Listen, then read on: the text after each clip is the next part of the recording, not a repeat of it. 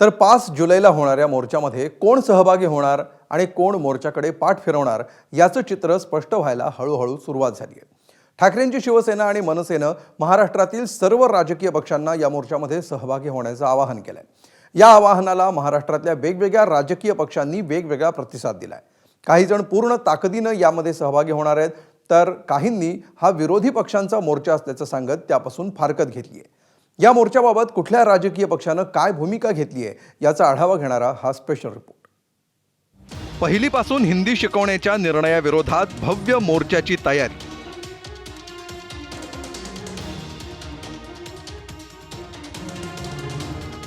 उद्याचा मोर्चा आटपल्यावर एक चांगलं वातावरण निर्माण होईल या महाराष्ट्रामध्ये, मराठी माणसांच्या मनामध्ये. मवियातील घटक पक्षांचंही ठरलं.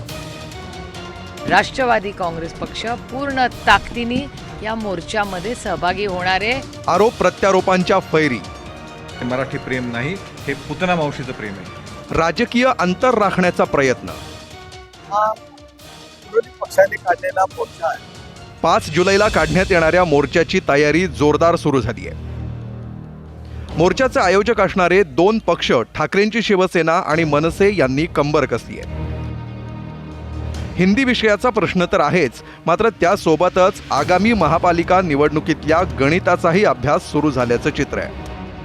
उद्याचा मोर्चा आटपल्यावर एक चांगलं वातावरण निर्माण होईल या महाराष्ट्रामध्ये, मराठी माणसांच्या मनामध्ये. आणि त्यातून आम्हाला खात्री आहे की नक्कीच चांगलं घडेल. अर्थात देवेंद्र फडणवीस असतील, एकनाथ शिंदे वगैरे वगैरे वगैरे त्यांनी किती आपटापट केली तरी मराठी माणसाची एकजूट फुटणार नाही. मराठीवर प्रेम असणाऱ्या सर्वांनी 5 तारखेच्या मोर्चात सहभागी व्हावं असं आवाहन दोन्ही पक्षांकडून केलं जात आहे. मात्र त्याचबरोबर राजकीय पक्षांना फोनही जात आहेत. कुणी सांगितलं म्हणून मोर्चात सहभागी होता येणार नाही असं म्हणणाऱ्या शरद पवारांच्या राष्ट्रवादीनं आता पूर्ण ताकदीनं या मोर्चामध्ये सहभागी होण्याचा निर्णय घेतलाय. माननीय जयंत पाटील या सगळ्याची माहिती देतील, पण राष्ट्रवादी काँग्रेस पक्ष पूर्ण ताकदीने या मोर्चामध्ये सहभागी होणार आहे. माणुसकीच्या नात्याने शिक्षण आमच्यासाठी अतिशय गंभीर विषय आहे. याच्यासाठी दोन्ही ठाकरेंकडून मराठीच्या गळचेपीचा मुद्दा रेटला जात असताना भाजपनं मात्र पलटवार करत ठाकरे सरकारच्या काळातील निर्णयांची आठवण करून दिली आहे. तर त्याला ठाकरेंकडून जोरदार प्रत्युत्तरही दिलं जात आहे. ज्यावेळी उद्धव ठाकरे मुख्यमंत्री होते त्यावेळी महाराष्ट्रामध्ये उर्दू भवनची घोषणा झाली. उर्दू भवनाची घोषणा उद्धव ठाकरेंना करावीशी वाटली, पण प्रत्यक्षामध्ये मराठी शाळांसाठी काही करावं असं वाटलं नाही.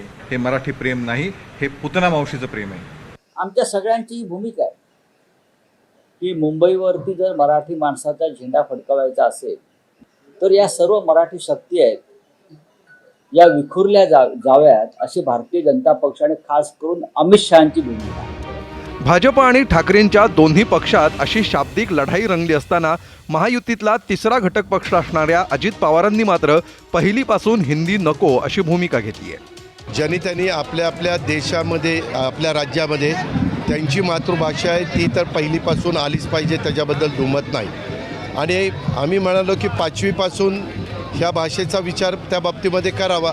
याच्या मंगळवार आमची कॅबिनेट असते अधिवेशनाच्या आदल्या दिवशी, त्यावेळेस आम्ही त्याच्याबद्दलची चर्चा त्या बाबतीमध्ये करू.